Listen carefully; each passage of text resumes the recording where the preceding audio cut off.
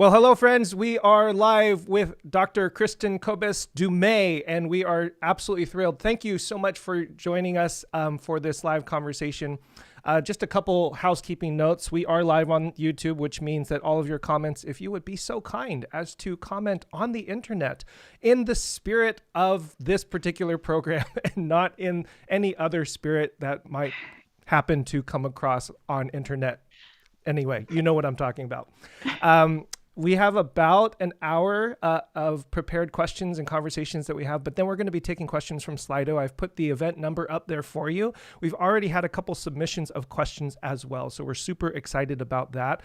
Just go to sli.do and enter in event number 81793, and we would appreciate it if you would submit questions as well as upvote those questions so that you, our amazing captive audience, can participate and contribute to the conversation today. That's it. That's all the housekeeping. We're going to get right into it. Dr. Du Mez, or just for the record for everybody watching, she has given me permission to call her Kristin, especially since we're talking about patriarchy and titles and all that kind of stuff. So I just want to make sure we're on record. Cool. We're cool.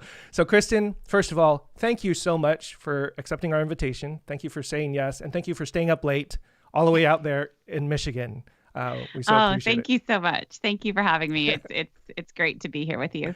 Okay, so you wrote this amazing book, Jesus and John Wayne. It's gotten a lot of, and I'm going to start with a little bit of a bone to pick with you. I'm a little upset actually. So here's where we're going to start.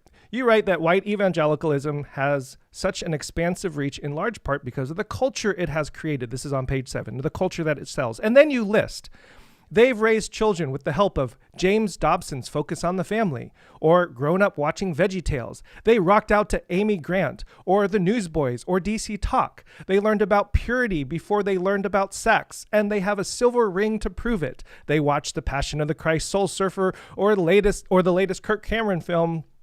With their youth group, they attended Promise Keepers with guys from church and read Wild at Heart in small groups. I want to know, when did you get a hold of my journal, my personal journal? I'm a little ticked off about it actually, because this is about how white evangelicals corrupted a faith and fractured a nation. And I'm like, oh, well, I must be one of those. So I just need to start with that little, just wanted to put you on blast there. Just say thank you. Yeah. Expansive reach, right? Expansive reach. And you are not alone. I have heard really the most frequent response that I get from readers is some version of, this is the story of my life. And then that usually follows with multiple paragraphs of all of the examples of every point in this book that actually did parallel their own lives. And so, yes, it's a book about popular culture. So I think it speaks to a lot of people where they're at. Yeah, there was that one moment where you're talking about Promise Keepers, and I'm like, oh my goodness, I was at every single one of those events, and my father took me there. Okay, so anyway, all right, this is not about me, but I just needed to get that off my chest for just the beginning. This is an incredible read and an incredible historical survey that is helping us to understand our political, our social, and our religious context. And so we've got quite a bit of ground to cover here. And I want to start with talking about culture. Actually, let me back up. Why did you write this book? That's the first question I want to ask. And that's a two-pronged question. What got you started in writing the book? But then also, what do you hope will ultimately come about as a result of this book being out in the world? Yeah, I first came up with the idea that became this book more than 15 years ago. I was a new professor at Calvin University here in Michigan, and I was teaching a U.S. survey course, and I gave a lecture on Teddy Roosevelt.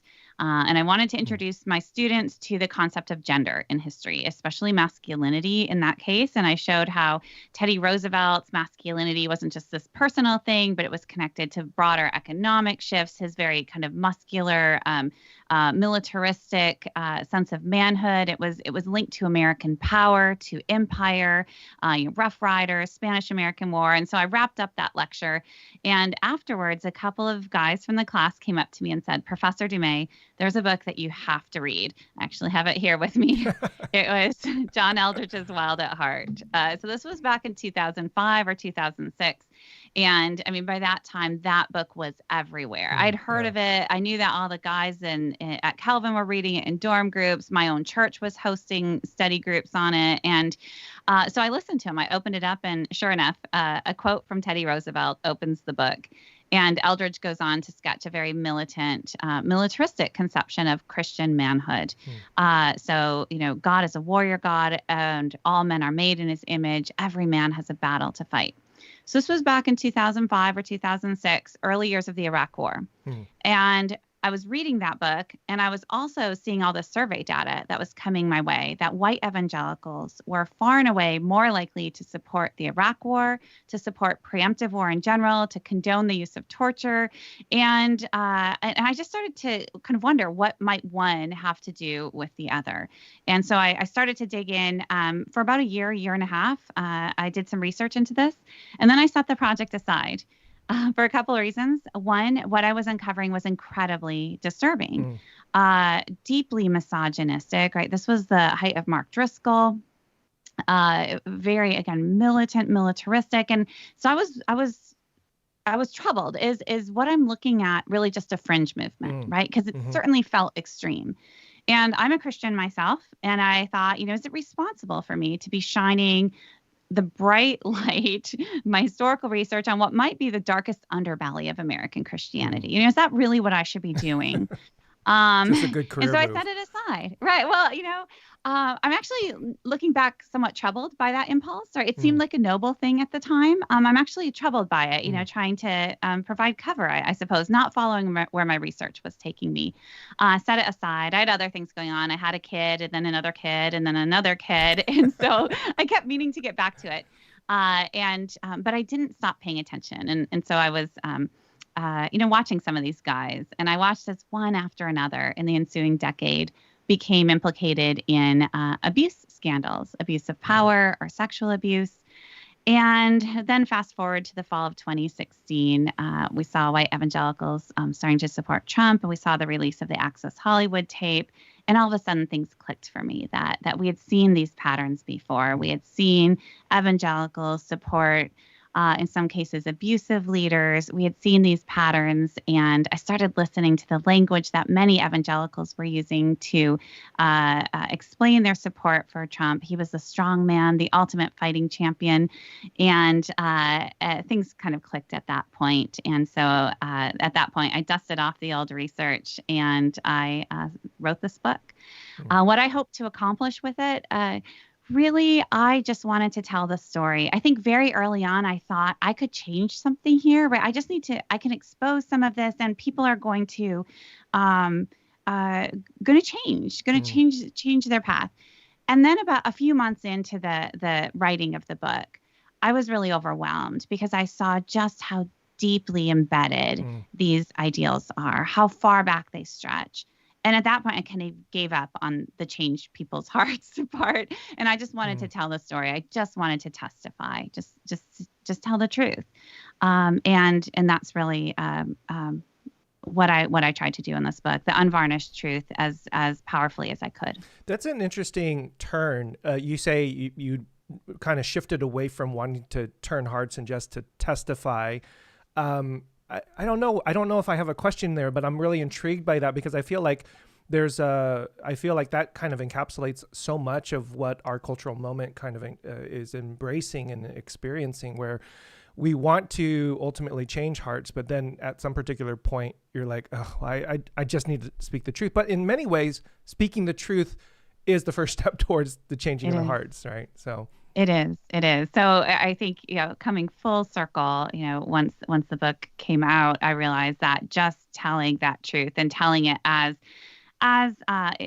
powerfully as I could, without holding back, without trying to soften the sharp edges in any way, that has, in fact, I think, I don't know if it's changed individuals. I think it's changed the conversation some. And I think for some communities, for some folks, it is doing something. And it's really gratifying to see that. Yeah. So my second half of that question was like, well, what are you hoping is a result? Do you kind of, coming full circle again, kind of hope people's hearts and minds will change? I mean, I just asked you before we went live Yeah. how well the book has been received. You're receiving very positive, overwhelmingly positive reception to the book. So let me just ask the question again within that context. What do you ultimately hope will come about as a result of this book being out in the world?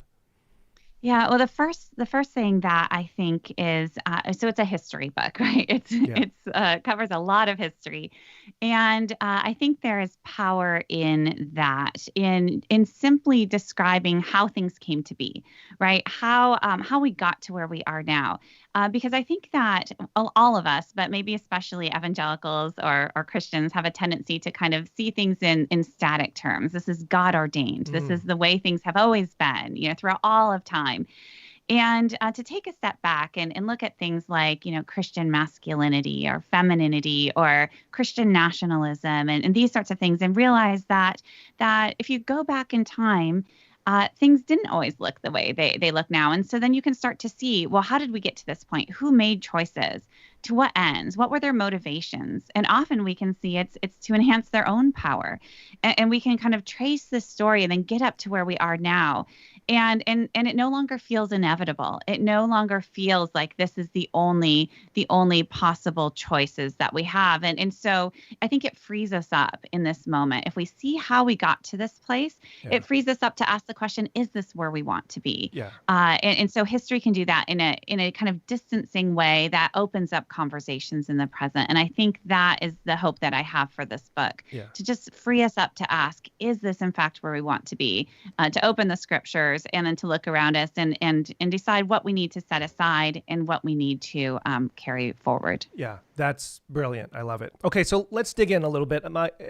I was struck by the cultural aspects, specifically of the wars that you talk about in your book. And,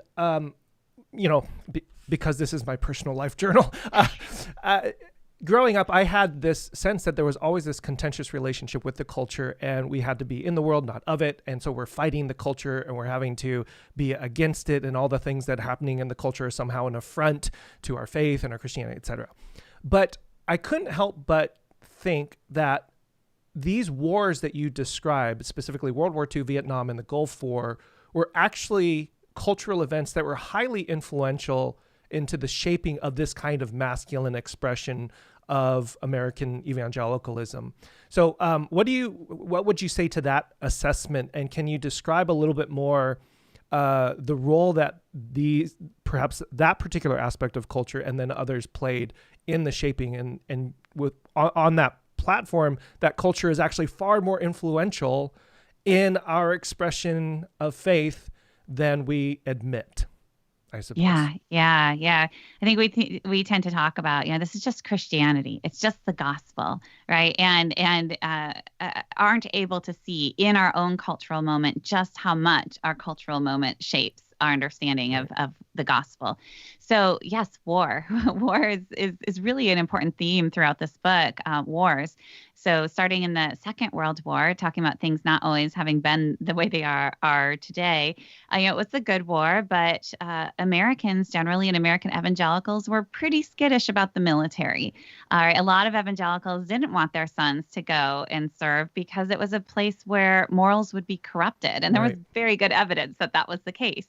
And then we moved to the Cold War era, right, immediately after the Second World War. And then we start to see where this Cold War militarism starts to be kind of widely embraced, but particularly among American Christians and American evangelicals, because communism was anti-God and anti-American and anti-family, and like all the things that conservative evangelicals held dear.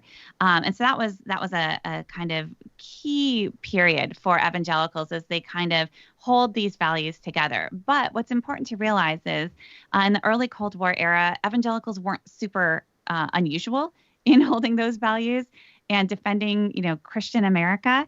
This was consensus era. This was, the baby boom, traditional family values, all of that, at least for white middle class Americans. And so then we have to get to the 1960s where we start to see that start to break down. And in the 1960s, the Vietnam War, 60s and 70s, really becomes this almost dividing line. You have the civil rights movement, you have feminism, and then you have the Vietnam War. And for many evangelicals who had come to embrace the military and really embrace Christian nationalism, this need to defend America and to do so militarily, the Vietnam War was a huge crisis moment because we could see that the good war didn't necessarily apply in Vietnam. Our boys were not winning this war. What had gone wrong? And then you have the anti-war movement, and you have a broad swath of Americans who are starting to question American greatness and American goodness. They're questioning the war effort. And that's when conservative evangelicals, both in terms of the threats of the feminist movement that they perceived and also the anti-war movement, really double down on these values and understand that they are now kind of an embattled minority, or if not quite a minority, they are the faithful remnant. And it's their job from that point on to really kind of reassert these quote unquote traditional values over against the views of many other Americans. And so Vietnam is this crystallizing moment. And when I started my research and I started to read all of these books on Christian masculinity from the 1990s, the Promise Keepers era, and into the 2000s, I was really struck how many of them open with scenes from Vietnam, how Vietnam continues to be this kind of touchstone for what is proper masculinity, what is proper Christian manhood, what is true American manhood. And it was like they were still wrestling with what had gone wrong in Vietnam and still trying to redeem that moment. So I'm kind of curious, like there must have been some sort of religious idea or insecurity or fear that kind of made that moment kind of the nexus moment for this patriarchal shift. I don't want to hyper psychologize, I suppose, but is there, to say that, I guess there's a Vietnam War crisis and the anti-war movement, all of that's churning within American culture at that particular time.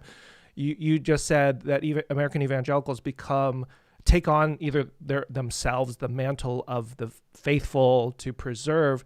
Was there something that prompted that? Because, and I guess I'm jumping ahead, later on in the book you talk about the atheological posture that people have.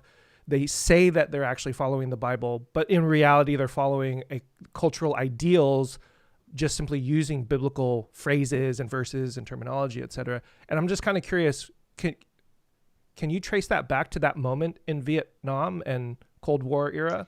Like, what was it? There must have been something there that allowed that Vietnam moment to launch that. Yeah. And it wasn't just the Vietnam moment. It wasn't just what was happening in Vietnam. It was also what was happening right in the United States in response. And when I was reading what evangelicals were really concerned about, what they were writing about in the 1960s and early 70s in particular, this really starts to crystallize. They're deeply concerned about their own children, about how to raise their children in an era that suddenly seemed incredibly destabilized, right? Coming out of the 50s and the early 60s when again, post-war era, a time of affluence, a time of seeming stability, supported by government spending and the GI Bill and so on, and things seemed very stable for a time. And then things start to feel like they're unraveling. And for many parents felt this acutely. And this was when James Dobson, came into prominence, and he was going to provide answers. And he was deeply concerned about the disorder of the anti-war movement, the hippies on the streets, the lack of proper discipline that would create a stable society. And so this was this larger cultural issue or social issue. And but it was also a deeply personal issue that you're raising your kids and you're looking around and you're thinking, what is going to come next for them, and how can I raise my own children? So there's that kind of deep concern. But I would also say, in the book, I really do come back to the question of white patriarchal authority during this time. Because if you look at the factors that are most destabilizing to evangelicals and to conservatives, The civil rights movement is huge. And a lot of American evangelicals are Southerners, are white Southerners. And so white Southerners in particular are feeling the threat of their social order with the civil rights movement. And they end up wanting to reinforce their authority as parents, right, over against desegregated schools, and to kind of claim that power over against feminism, which is disrupting, family ideals, and then again to protect their children. And in all of these settings, the answer is the same. It's reasserting this traditional white patriarchal authority, and that kind of links these things together. This is one of the most intriguing aspects, I think, of your work. We just had Jamar Tisby just about a month ago talking about how to fight racism and the church's complicity in racism. And what was fascinating to me reading both of these books in conjunction with each other, and then also some personal experiences that I shared with you about trying to get other churches to talk about masculinity and patriarchy. There seems to be a nice cultural moment for talking about racism, and everybody wants to jump on board and talk about how we can fight racism, because that's clear. But when we're talking about gender and masculinity and femininity, there wasn't as much of a market, shall we say, for this kind of conversation. But what you just said, I think, is so crystallizing in trying to, because it's on your cover, how white evangelicals. So can you explain that just a little bit further? Because you make the argument essentially through the course of the book that this whole expression of masculine Christianity and patriarchy is actually tied to race. And the two, you can't, well, I don't want to overstate. No, go ahead. You can't really separate it. You can't really separate. Yeah. Okay, so explain, help our audience and help me understand why patriarchy and race are intricately tied together and why we need to talk about both and not just one over the other. Yeah. So when I was starting to look at all these books on Christian masculinity, what I first discovered is they love their heroes. They love this. In fact, the very earliest file that I opened on this research project all those years ago, I just called hero worship. And then I started to pay attention to who were their heroes. Well, William Wallace from the movie Braveheart, huge hero. So Mel Gibson's William Wallace. Again, you're in my journal. What are you doing? Stop. Where are my royalties? You are not alone. Not alone. And then like random soldiers and warriors and American soldiers and cowboys. Cowboys are big. And General MacArthur. And, it's this very familiar cast of characters. And then, yes, John Wayne also was a frequent hero icon that writers on evangelical masculinity would turn to. And then I started to pay attention to race. And none of the heroes again, huge cast of characters, they were all white guys. And not just white guys, but in many cases, if you look at John Wayne, for example, Teddy Roosevelt is another favorite.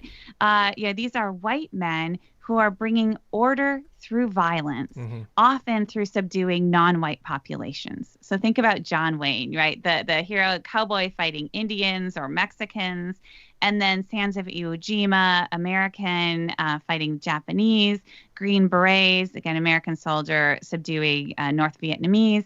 And this is just a common motif. So then I started to pay attention to how race functioned, and that this militant and militaristic ideal of Christian masculinity was a white ideal, that men of color in these conversations in this discourse were often perceived not as the men who were called to this militant, aggressive masculinity. They were the ones that needed to be defended against. So they were dangerous. They were, black men who, that's what law and order politics were for, or, immigrants, they need to be kept out. And so race was not often stated explicitly, but when I started to look carefully, these patterns emerged very clearly.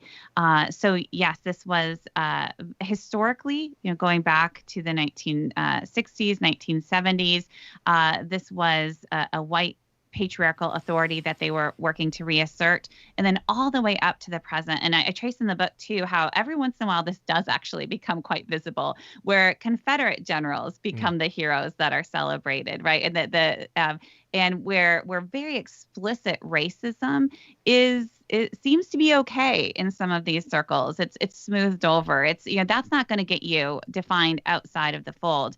But you cross the line on gender or LGBTQ, and then you're excluded from these communities. Yeah, I just pulled up your quote here. Wayne's masculinity, page 56. Wayne's masculinity was unapologetically imperialist. All of Wayne's greatest hits involved valiant white men battling and usually subduing non-white populations, the Japanese, Native Americans, or Mexicans. And then you have this quote from John Wayne, 1971 interview in Playboy magazine, incredibly. I don't like to read these things out loud, but for the sake of historical record, I believe in white supremacy until all the blacks are educated to a point of responsibility. I don't believe in giving authority and positions of leadership and judgment to irresponsible people. So yeah, that's not terribly subdued, or I mean, this is explicit, right? It's explicit, and that's why John Wayne is such an interesting character, because he's this persona, right? He's this on-screen hero. He becomes a symbol, again, an icon.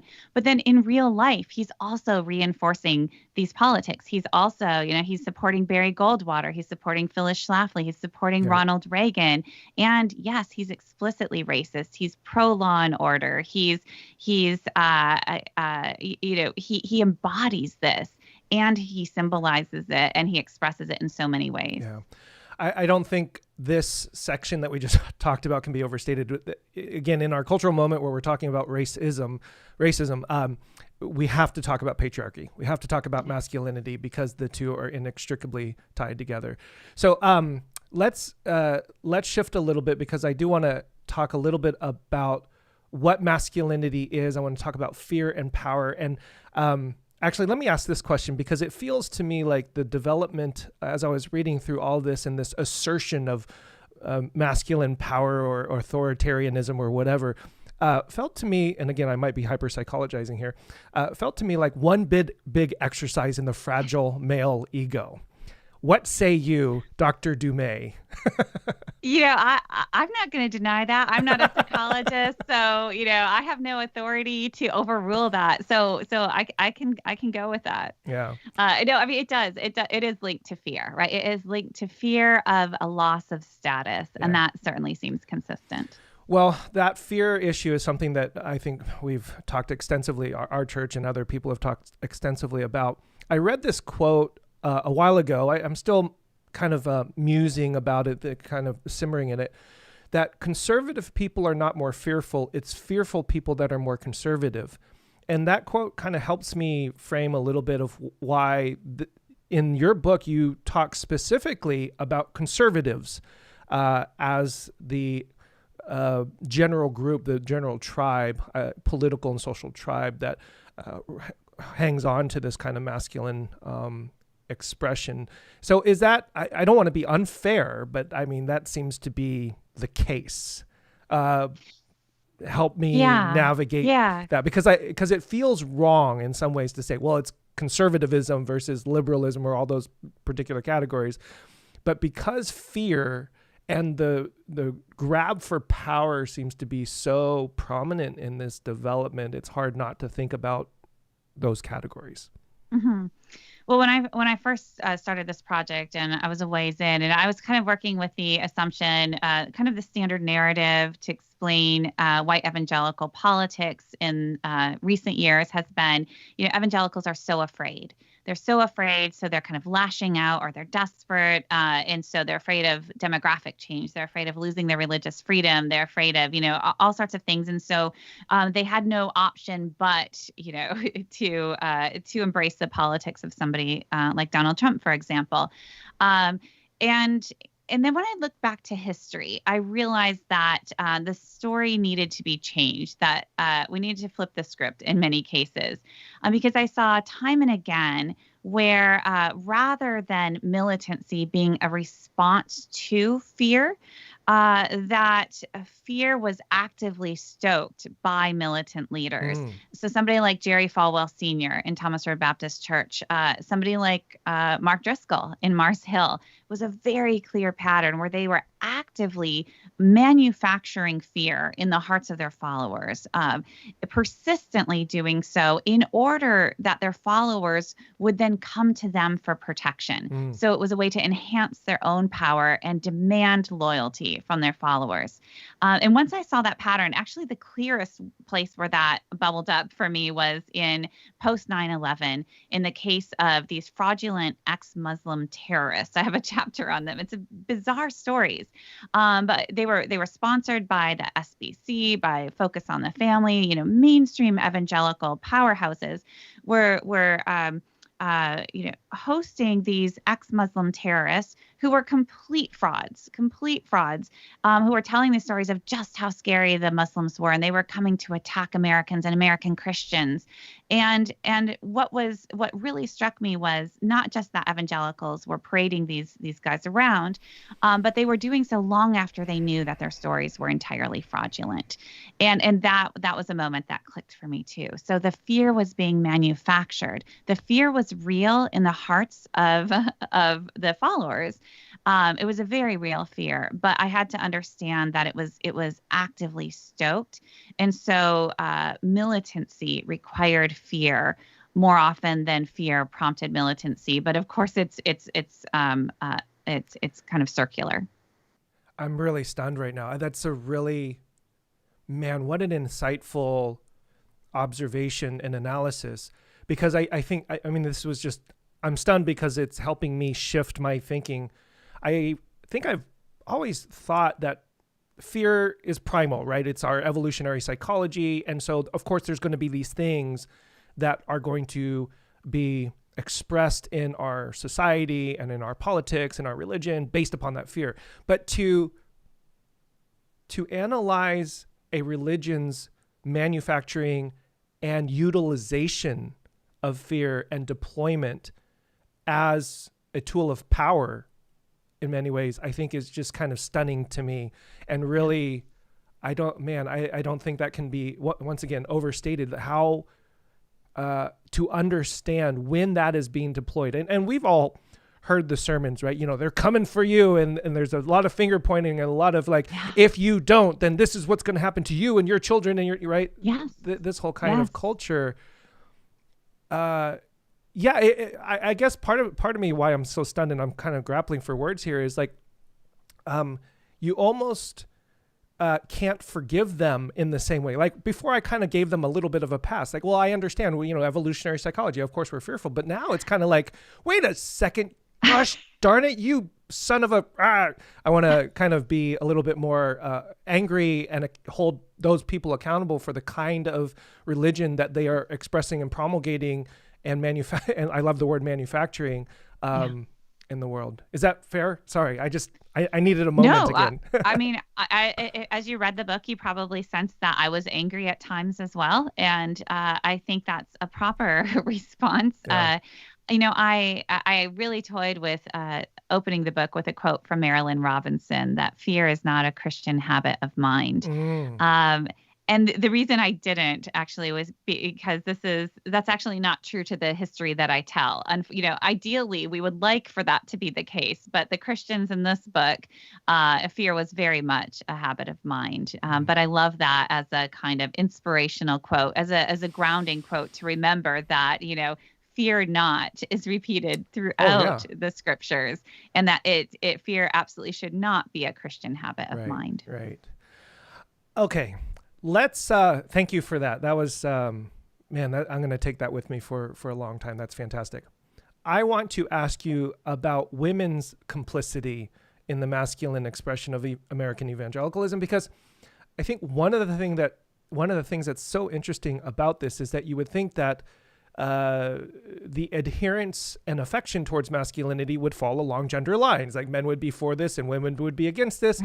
But very much like I've learned through the race conversation that people, your race is almost irrelevant to the ideas that you hold, or it can be. You can still hold to racist ideas.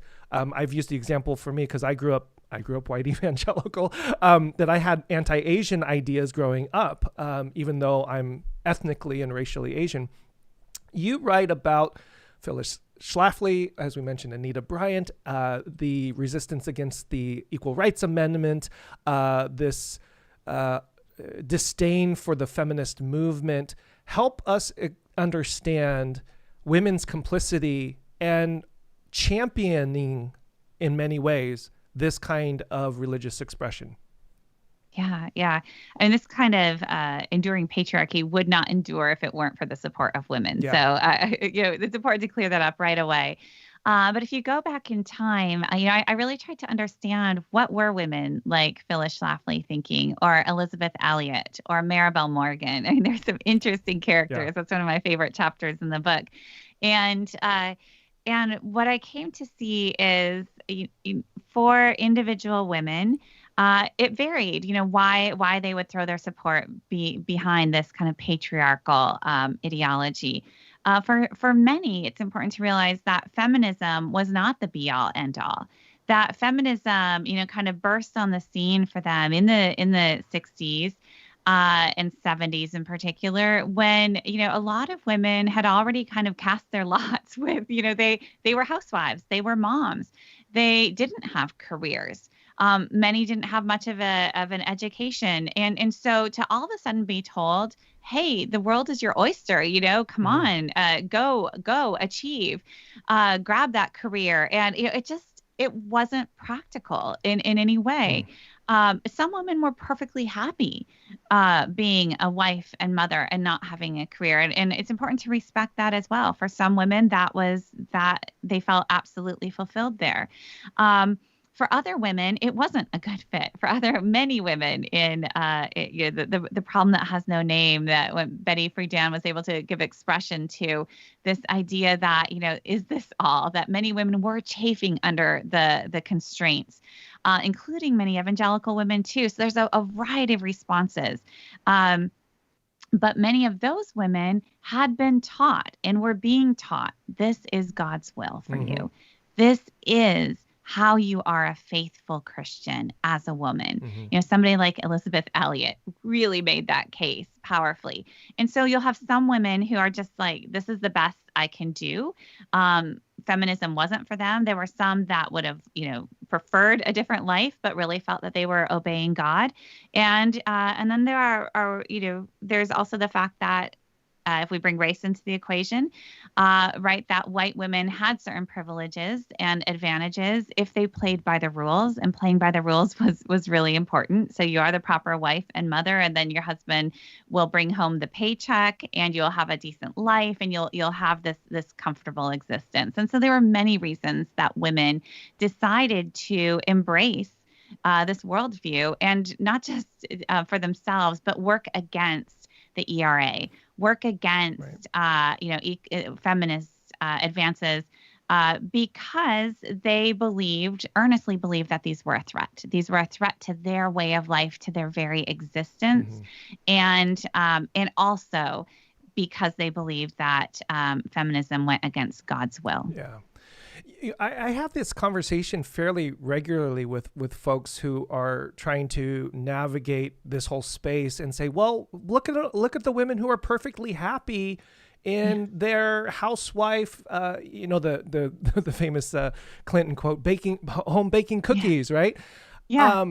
So help me resolve all my issues. Help me resolve the debate, I suppose, because in many ways, just like the manufacturing of fear can be part of the process of this, there's also a manufacturing of well, what we're going to get to in some particular points of biblical manhood and womanhood and what a woman's place is in society, that then, of course, perpetuates itself in an acceptance of that.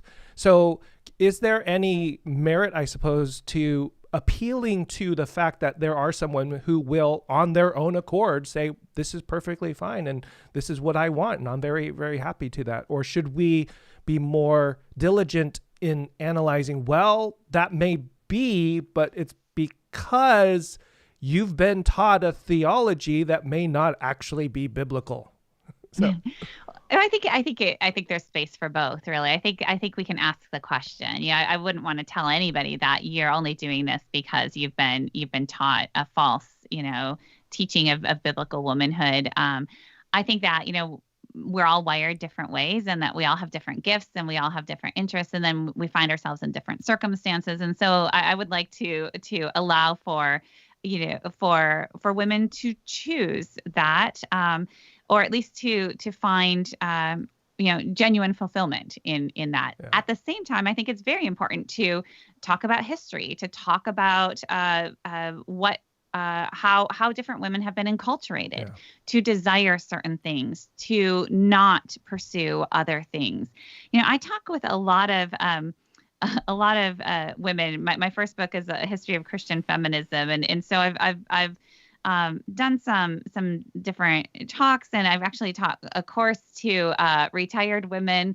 And it was so fascinating to hear the stories of women in their 60s and 70s, Christian women who were very content with their lives. And they had, raised children, and they had all been either stay-at-home moms or secretaries or nurses or teachers, because those were the only options.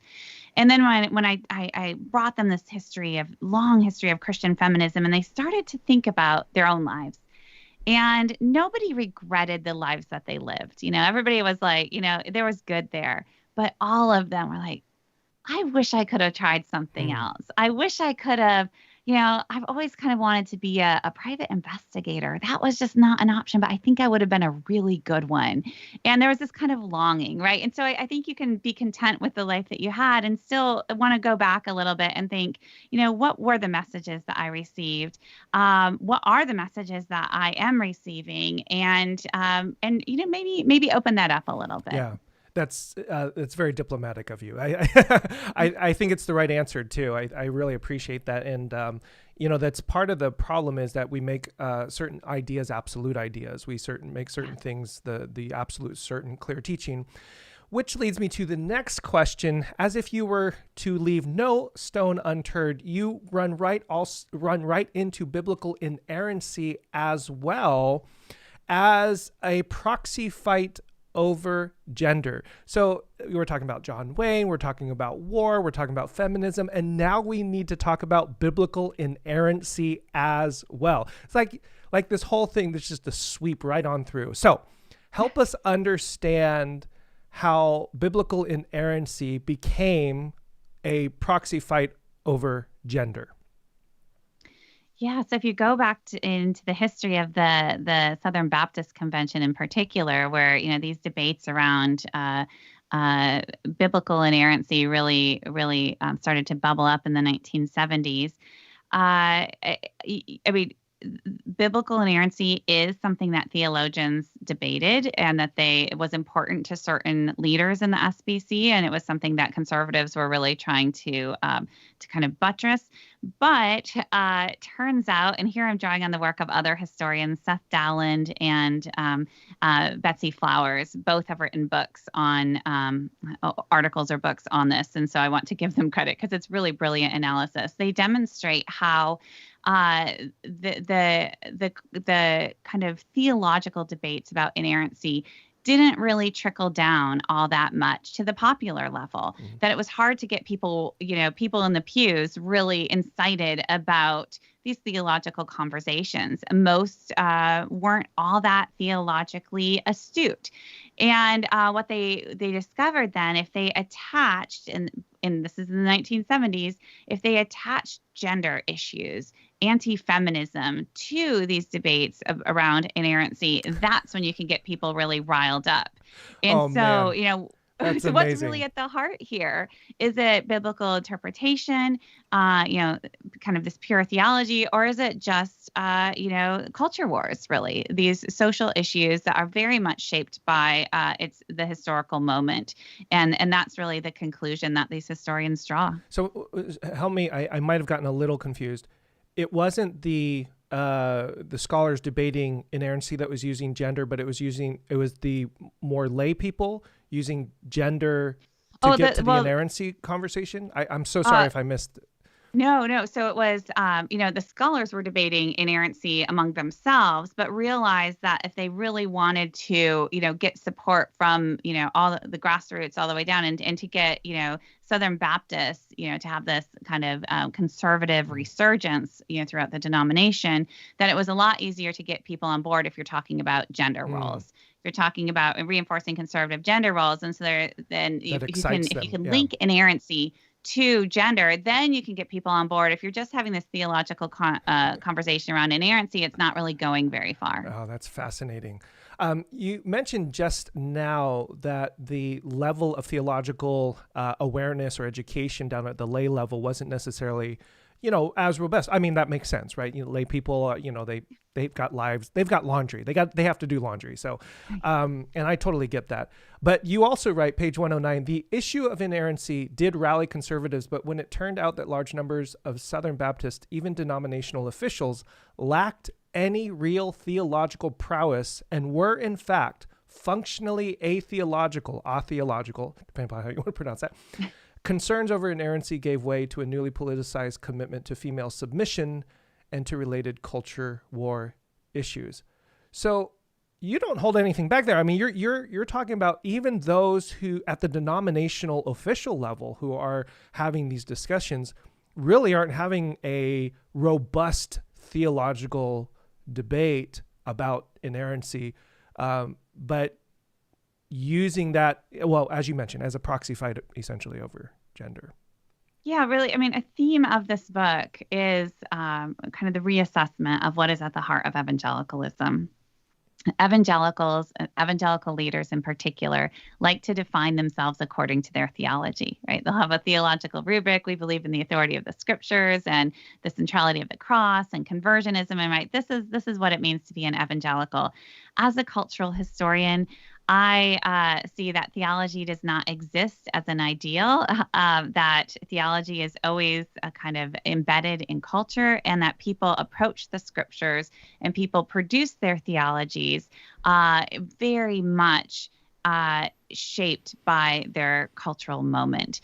And so there are many examples in this book where theology is kind of set aside for cultural identity issues. I mean, one early example that's, I think, really helpful to kind of frame this a little bit is the Christian Booksellers Association and the role that it played in kind of creating an evangelical culture and how that differed from the way that books were written and sold before that time. So this comes about right in the 1950s.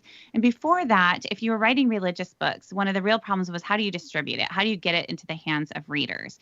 And here, this is a brilliant work of another historian, Daniel Silliman, and he showed that you did it through denominations.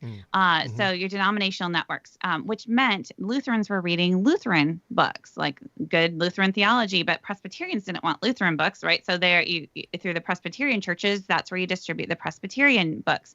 With the Christian Booksellers Association and the formation of the National Association of Evangelicals, they wanted to do the mass market. They wanted to reach evangelicals across the country. And so you don't do that through, and through Christian bookstores, but you don't do that through this distinctive theological literature because they don't want to read each other. Right? That's divisive.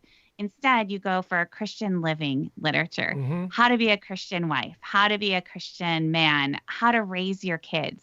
And this is generic enough that you get the mass market, right? And so you can sell a lot of books. It's a great financial market, but it doesn't just, obviously, I think it ends up changing the content of the books, and it changes the content of the faith in many ways, that these issues of Christian living, of gender, of social issues really move to the fore, and traditional doctrinal issues really get set aside over time. And I think we see that in evangelicalism today when even recent surveys demonstrate that, yes, there are high levels of theological illiteracy among white evangelicals, alarmingly so, which raises the question, what is the essence of evangelicalism? Is it ultimately theology, or is it something else? Yeah, it's another example of how the market dumbs things down a little bit, right? It is, and I don't mean that so pejoratively, but just to simply say that if you want to go wide, you can't go as deep, right? And that's part of the issue. Absolutely. That makes so much sense. Why there has been kind of a decrying of a lack of biblical understanding or a lack of biblical education amongst the general populace of the church, and this is really, really helpful to understand that if you're trying to make money as a publisher, there's only certain avenues by which you can do that. And so you got to look to them. I mean, all of that just makes amazing sense. So that's really, really helpful. Hey friends, for those of you who are watching, I'm going to head right to the Slido after one more question. So if you haven't had a chance to ask a question or upvote, there's a whole bunch of them that have come in. So I'm super excited to get to the questions that have come in through Slido, but we're running close to our time. And I want to make sure that I honor the questions that you submit. So submit your questions at the Slido. The event number is right below me. And to upload to that. Okay. We're actually talking about kind of the overall theme that I think helps many of us who are wrestling with what the heck is evangelicalism, and especially in our sociopolitical context. Am I one? Do I even want to be associated with one? Is that the same thing as Christianity? So I want to kind of land there, and then I'll have a final quote based upon the Gaither vocal band song that I love that you cited in your book. But anyway, before we get there, you write on page 297, 298.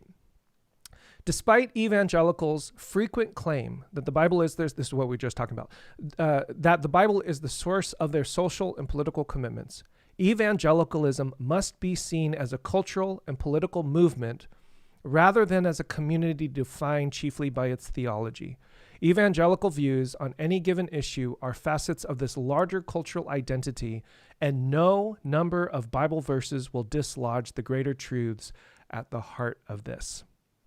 So, in light of that, what would you say to our audience about how to think about evangelicalism? Is it worth saving? Do we need to redefine it? You just simply say, well, it's a cultural political movement. Do we jettison the name? Help us navigate. Do you identify? I'm sorry, I shouldn't ask you too many personal questions, but what do we do with that term? And then I think, for me, it's a broader question too, because what do you do with even the term Christianity? Because American Christianity is so tied to evangelicalism in that term as well. So after all of your research, how would you navigate that minefield right there? Oh yeah, there's a lot there. I'm not one to tell other people what they should be doing here. I would support people who still strongly identify as evangelicals and are working within evangelicalism to bring reform. I also support people who say, I cannot do this anymore. I'm not an evangelical, and are walking away. I don't identify as an evangelical. It gets really tricky because it depends on, what your definition is. I actually belong to a denomination that technically is a member of the National Association of Evangelicals. So I could identify as one if I went with denominational definitions. As a cultural historian, I'm actually working against those. Right. And so it's because I have, really don't identify with this culture that I describe, even though I was influenced in certain ways growing up. But I also grew up in an ethnic subculture. I'm Dutch Reformed, small town. My mom immigrated from the Netherlands. So I always kind of was on the margins, if at all. I actually grew up identifying against evangelicalism culturally more than identifying with it. So I don't personally identify as an evangelical, but I think evangelical adjacent is a proper term. So very close for me, but not quite in.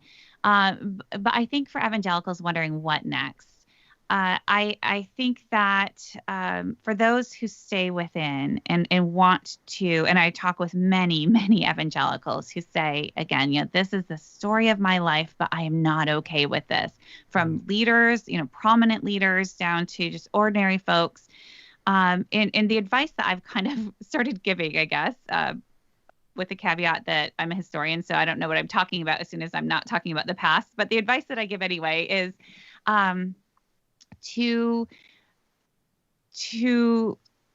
remember that Christianity is not contained within white evangelicalism. And do we have to say that out loud? It needs to be said, yeah. Because I think white evangelicals, right, have again, the faithful remnant. Christianity depends on us. The American nation depends on us. And that's a huge burden to bear. And one of my favorite quotes in the book is actually a quote from Rachel Den Hollander, that God does not need your protection. God only asks for your obedience. And what that looks like is doing justice. And that's like a liberating quote, right? Instead of trying to, like, it is all on us. We need to protect. We need to defend, our faith, our family, our nation. That's not the message of the scriptures, right? It's on God. It's okay. Just your obedience, doing justice. So to remember that the fate of Christianity does not rest on the fate of evangelicalism is important. To remember that Christianity has always thrived outside of white evangelical spaces. And in fact, it is thriving there right now. And so if you are very distressed about the state of American evangelicalism, of white evangelicalism today, maybe the first thing you shouldn't do is try to fix it, especially if you're a leader who kind of brought us to where we are. Maybe the first thing you need to do is go listen to others, go learn from others that maybe you've excluded from your communities, from your churches, maybe just didn't actively exclude, but never even thought to include. And here we're talking about racial difference, political difference, social issues, to spend some time and listen and learn from other people of faith. And before, quick trying to just build it from the ground up once again. And then maybe you'll find that Christianity is flourishing elsewhere and you can just stay there.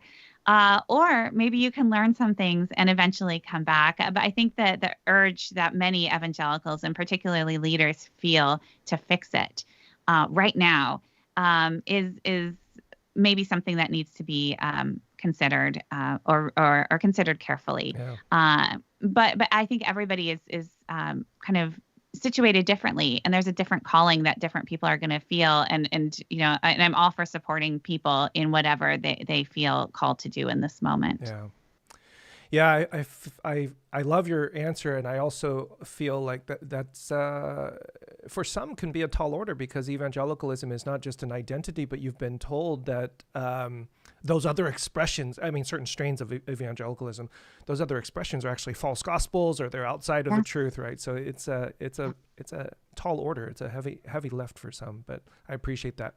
Okay, friends, we're going to do our best to try to get through these Slido questions. And if we don't get to them all, maybe I will ask if Kristin will stick around for just a few moments to answer them within our time frame here.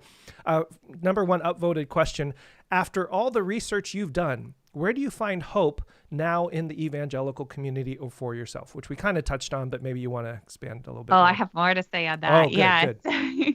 So when I finished this manuscript a year and a half ago, my editor read it. We had tweaked it. It was almost ready to go into production. And then my editor wrote to me and said, Kristin, this is a really depressing book. So he's like, can you give us something to work with in the conclusion? Give us some hope. Like, your readers are going to need it. And so I really thought carefully, and I looked over the whole book, and I thought, I can't. This is where I'm at, right? It's not looking good. And so I wrote him and said, I really can't come up with something authentically. And he's like, okay, I respect that. And then about 2 days later, he writes back again. He's like, Kristin, just give us something, anything.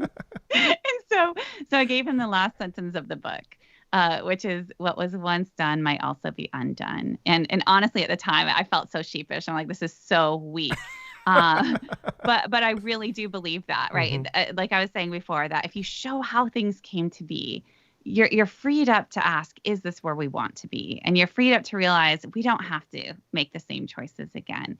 But the real hope came not with that one little sentence, honestly. It's with the reception of this book, that this book has been enormously popular within white evangelical spaces. And that is something that I still find overwhelming.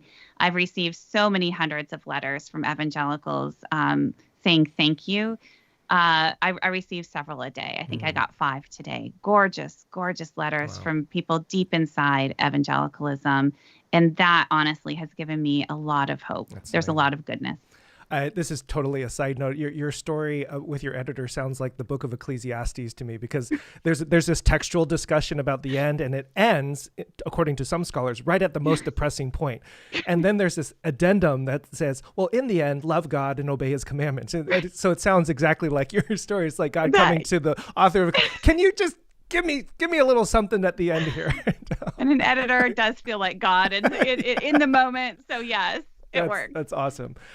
Can you speak to the connection between abolition of slavery and the suffrage movement? Did Southerners react to abolition by doubling down on control of women? Okay, so we're going to be here for the next 3 hours. Like, oh, okay. You can definitely see that. In the book, I just have a very, very short glimpse back to the 19th century and to Southern ideals of masculinity in particular. And there, too, we can see that race and gender are very tightly intertwined, that a man's authority over his wife and children is linked to his authority over enslaved people. And that is... there's this wonderful book that I read in graduate school that really influenced me. It's called Masters of Small Worlds. And it shows how even very poor white men understood that they had a stake in white patriarchy, because they could be the masters of their tiny little kingdoms, their home. And then the masters of the huge plantations had so much more to gain. But that's we can see that race trumps class in that case. And gender as well. We touched on this briefly. One part of this next question: How has the white evangelical treatment of masculinity informed transphobia and/or racism? So we talked a little bit about racism, but we didn't necessarily touch on transphobia. Yeah, transphobia, LGBTQ issues, right? These really strike at the heart of a worldview that is founded on the essential significance of gender difference. Right? When I was reading this literature, just gender difference was so important to people like James Dobson and everybody who came after him. James Dobson wrote that men and women are different in every cell of their bodies. I'm like, okay, technically you got a point, but right, if you look at the scriptures, the vast majority of verses in the scriptures are written to people regardless of sex or gender, right? That this is, in evangelicals, rather than just thinking about what does it mean to follow Christ, have this very strong tendency to always for men or for women, and not only just distinctive but opposite. Right. So you are this, which means you are not this. So what happens then is like things like, the fruit of the spirit, love, joy, peace, patience, kindness. These things get coded as feminine, and therefore men don't need to be exhibiting these traits. And that then they get the aggression and they get the courage and the strength and the militancy. And you can see how we get to where we are today. So you take something like, same-sex attraction, or certainly transgender, even more so, is going to destabilize the stark gender difference, which is really kind of foundational for their entire worldview. So that's something where I think that rather than just seeing, Christian opposition to, in their words, homosexuality as this, forever and ever, amen kind of thing, we have to see why in this historical moment it became such a polarizing issue. And we can ask the same thing about the issue of abortion too. So how does it make sense in terms of these larger cultural issues that we've already identified?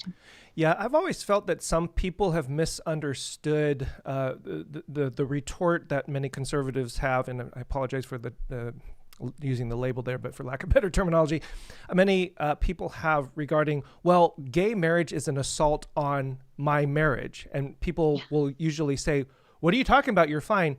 And what you just said is really the issue at hand. It's an assault on the worldview that is held, that supports the world, the way in which the genders are supposed to be ordered. And so I think that often gets missed in the mix of the conversation, that that's what they mean when they say that gay marriage or homosexuality is an assault on my marriage. It goes to exactly what you're talking about there. Okay, maybe just a couple more, because I want to be respectful of your time. It's super late where you are. So what is your response to women who continue promoting gender roles / anti-feminist ideals on YouTube and everything else today?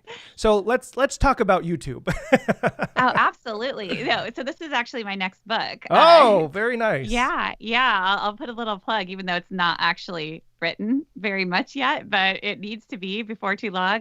So my next book is Live, Laugh, Love, and it is a cultural history of white Christian womanhood, and it examines this culture of looking at inspirational fiction and direct sales marketing and HGTV and mommy blogs and all this stuff. And yes, YouTube and Instagram, and looking at how it supports conservative political ideologies, neoliberalism, and white supremacy. Wow. So it's all there. And what would I say to them? I'll have a lot more to say in about 2 years. I was going to say you'll have about 75,000 words worth of response to all of that. Yeah, probably closer to 100,000. I tend to be long-winded. Yeah. Okay. Well, tack on that extra 25,000. That's fantastic. Right. We'll very much look forward to that coming out. This is one that hits very close to home to a lot of families. For those of us raising kids, what are some protective factors, values we can help foster in their spiritual growth that isn't toxic evangelical masculinity? I have 3 kids, so I should have a better answer to this. And I actually really need to gather a list of resources, because there are good resources out there. They're harder to come by, right? It's hard to kind of sift through, because raising kids is not easy, and each kid is different. And oh my goodness, so it's a lot. I don't have any sparklingly clear advice. I think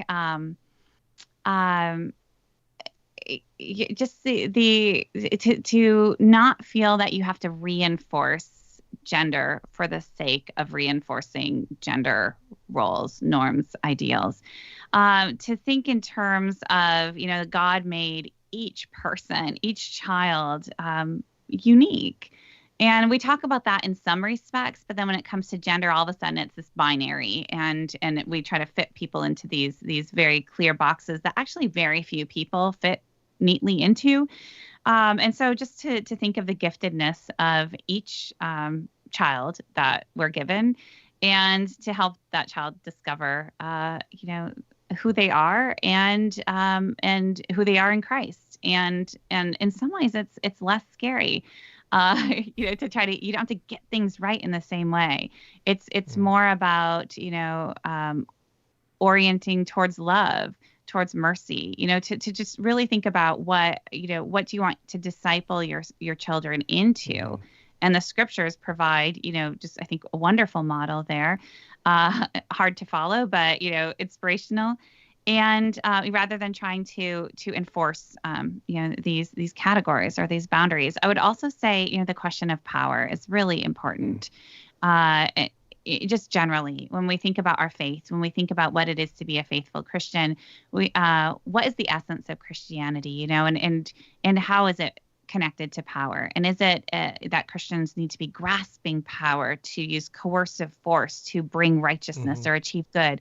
Or is the essence of Christianity turning that on its head, looking at Jesus and looking at who people thought he ought to be, this Messiah, and who he was not. He was not the worldly leader, and he divested himself of power. And that is the radical nature of the Christian faith. That's the faith that I'm drawn to. And if we just understand, and get that understanding of power right, and then that's the life that we aspire to, which again is hard, and hold that out for our children. I think that's that's a good way forward. That's absolutely beautiful. If I may, I'll add one additional piece, which is to find a community that embraces all of that. And I'm so sorry I'm going to do this, but I want to shout out to my Spark community, my church. They've created a beautiful community in which, we're hosting conversations like this to ensure that we don't, perpetuate the sins of the fathers and the mothers, I suppose, in that particular sense. So thank you to all you Sparkers. And I know there's some people who are watching that are not a part of our community, but I'm just so grateful for our community that does that. Last question from Slido, and then we'll do a closer. Rich asked this really intriguing question. How could Christianity not be patriarchal given its authorship? So I don't know exactly what he means by that, like whether that's biblical authorship or the idea that there's a lot of patriarchs in Christian history, but I'm kind of curious how you would respond to that. Yeah, I think that there certainly is a history of Christian patriarchy, which is a different question of whether Christianity is in its essence patriarchal. And so one more plug for another book that's actually coming out in 6 weeks. So it's this new book, and I think you're going to be having the author Beth Barr in April, I think. She is going to give the most brilliant answer to that question and to demonstrate how what we think about Christianity being essentially patriarchal may not in fact be true. And she's a medieval historian, so she covers this huge swath of Christian history to show how these patriarchal distortions have come into the scriptures and come into Christian practice. And so I'll pass the baton to Beth Barr on that one because it's such an important book. Yep. The book is Making Biblical Womanhood, and it's out in April. How the subjugation of women became gospel truth. Yes, thank you for putting a plug. April 26th, Beth Allison Barr, Dr. Barr, will be with us for this exact same format and conversation when her book comes out. So I'm super excited about that. Dr. Du Mez, Kristin, if I may, you have been so kind and generous with your time. Thank you so much. So appreciate it. This was really incredible. Patriarchy, war and militarism, feminism, we didn't even get to family values and James Dobson, but racism tied with masculinity, the idea of biblical inerrancy as a proxy war for gender. I mean, there's just so much richness here. It's so brilliant and so wonderful. This has been a great conversation. So thankful to you. I would like to close on this question. I've listened to the Gaither vocal band song, Jesus and John Wayne, probably about 30 times since I read it in your book. I didn't know about the song prior to. And the chorus goes something like this. Not something like this. It goes like this. Somewhere between Jesus and John Wayne, a cowboy and a saint crossing the open range, the cross and the open range. I try to be more like you, Lord, but most days I know I ain't. I'm somewhere between Jesus and John Wayne. And man, in listening to this song over and over again, I feel as if that we are still wrestling. Now, I'm so happy to hear the response that you're getting from a lot of white evangelicals, et cetera. But I still feel like that song, I think, speaks to still the thing. Like, as much as I am so glad I get to do conversations and read books like this, it's still in me, right? I mean, it still informs, it's almost an impulse. And so I still feel like I'm in the middle. I didn't even get to the quote where Jesus will save your soul, but John Wayne will save your ass. We didn't even get to that quote. And I still feel like there's this tension. And I'm kind of curious if you would just close us by answering the question, so where should we be between Jesus and John Wayne? That might be a loaded question, but you cited it in your book, and I love the song, and I think it speaks to the tension. Where would you guide us, lead us as a closing remark to all of our wonderful people that are watching right now? I'd say just drop John Wayne. Forget John Wayne, right? It's that simple. Following Christ, right? To follow Christ. So we're not between Jesus and John Wayne. We're between, where we individually are and where we need to be in terms of following Christ. And for each of us, that looks different. And to stress that does not mean that there's no place for courage, that there is no place for resilience, that there's no place for bravery and all of these things. I think many of the values that people think, oh, but those are good things and those are inspiring. And there is a place for those in, what it means to follow Christ. And it does not look like John Wayne Christianity. It does not. So I do think we have to set the John Wayne aside in this equation and really keep focused on Christ, really focused on Christ, and then seeing what that looks like to follow Christ. I've had some of these conversations recently, and people say, well, what do I do with this? What do I do with that? And I have found myself frequently saying, just follow Jesus. It's kind of that simple. Like if you're wrestling with a cultural, just follow Jesus, And I think I really appreciate that answer. Just drop John Wayne. It should be that simple. Drop your nets and follow me, as Jesus said. So we will leave it there. Thank you again, Kristin, so much for your time. This was incredible and amazing, so enlightening and inspiring and hopeful. Yes, it was even hopeful. That last tag, what was made could also be unmade. And so I want to thank all of you who are watching live right now. Thank you so much for tuning in. You are a part of the different kind of remnant who is working to unmake that which was made regarding this Christian patriarchy. Thank you, Kristin, so much. Everybody, have a wonderful night. And I'm going to leave you with the Gaither vocal band and this song that I've been listening to. Have a wonderful night, everybody. And if you have any questions, of course, reach out to us, and we'd love to chat with you. Thanks again for coming. Here's the Gaither vocal band.